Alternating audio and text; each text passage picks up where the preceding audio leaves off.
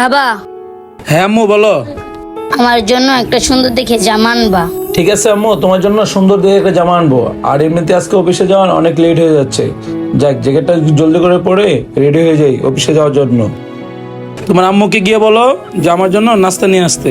ঠিক আছে বাবা। এমনিতে অনেকগুলো কাজ অফিসে পড়ে আছে, আজকে জলদি করে যেতে হবে। আরে অফিসে যাওয়ার তো আমার লেট হয়ে যাচ্ছে, এখনো কেন আসতেছো না? নাস্তা নিয়ে আসো জলদি করে।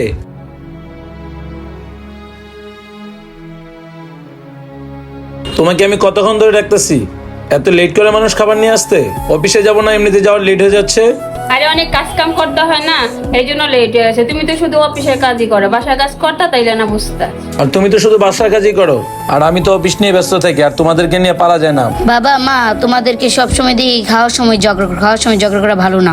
আর কইস না মা, তোর মাই শুধু খাবারের সময় ঝগড়া করে, বুঝছস? এই জন্য আমি খাবারের সময় এত